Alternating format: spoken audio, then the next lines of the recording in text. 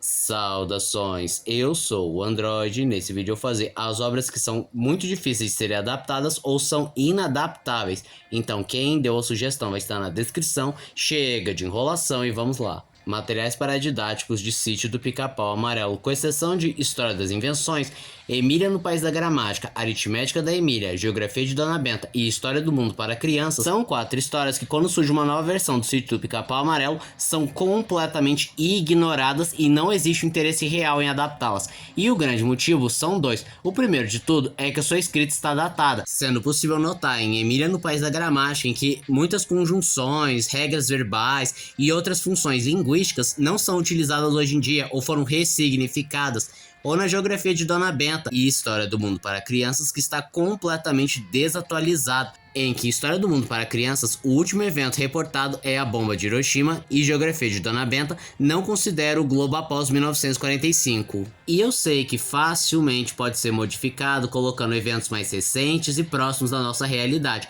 mas o principal e talvez o mais significativo motivo por que essas histórias são completamente ignoradas e não existe interesse em adaptá-las é porque essas histórias não chamam a atenção de nenhuma das crianças, já que, além de serem materiais paradidáticos que estão mais focados em ensinar lições e matérias de escola, eles divergem bastante das histórias comuns, que tem uma escrita bem mais fantástica e que alimenta a imaginação das crianças, e apesar de algumas histórias como Emília no País da Gramática e a Aritmética da Emília terem alguns elementos lúdicos para ajudar as crianças a entender a matemática e a gramática, ainda existe uma natureza educadora e menos fantástica.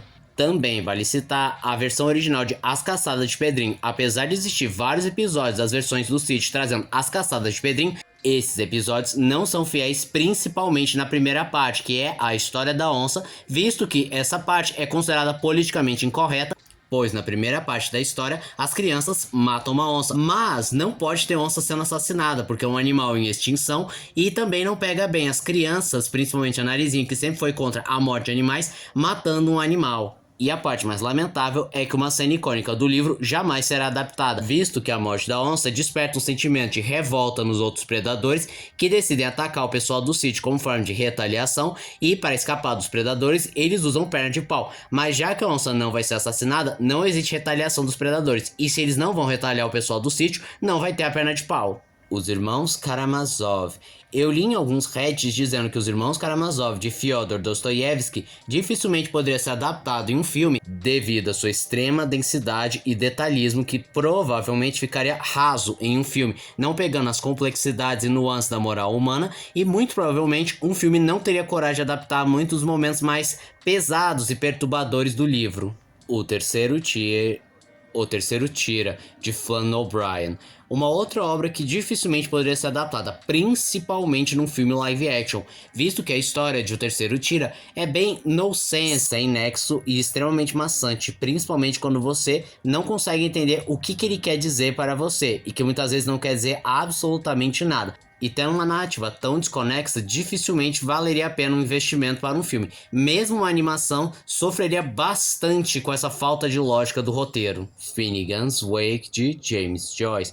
Outra obra bastante relembrada quando se fala de obras inadaptáveis, e o grande motivo é que o livro possui uma linguagem ambígua, com vários neologismos e coisas inventadas, e outros artifícios que funcionam apenas no âmbito literário e que se torna impossível de se adaptar no meio audiovisual. Em Busca do Tempo Perdido, de Marcel Proust. Um outro livro dificílimo de ser adaptado, pois possui parágrafos longuíssimos, com várias cenas contemplativas, extremamente descritivas, o que não funciona numa mídia audiovisual que não só precisa ser bem mais ativa, como também não te dá a liberdade de escolher quando você vai prosseguir ou se você quer voltar. O Chamado de Cthulhu e Nas Montanhas da Loucura. Essas são as duas principais obras do Lovecraft que muita gente aponta que são inadaptáveis, muito por conta da sua linguagem complexa, com vários lapsos reflexivos e principalmente termos abstratos e descrições que não são claras, dizendo, por exemplo,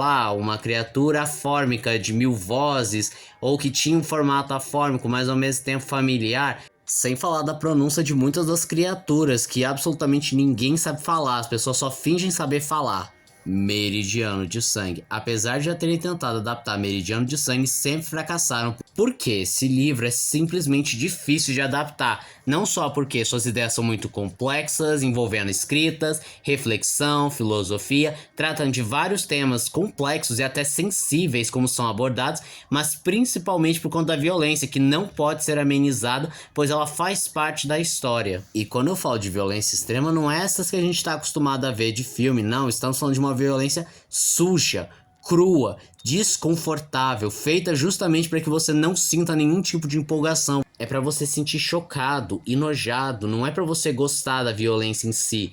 E esse tipo de violência simplesmente não dá para você vender para o grande público. E esse foi o vídeo de hoje. Se você gostou do vídeo, se inscreva no canal, compartilhe o vídeo, comente, dê seu like, dê sugestões de que vocês querem ver aqui no canal. Também não esqueça de ativar as notificações, chave de like, caso gostem dos meus vídeos. Então, tchau.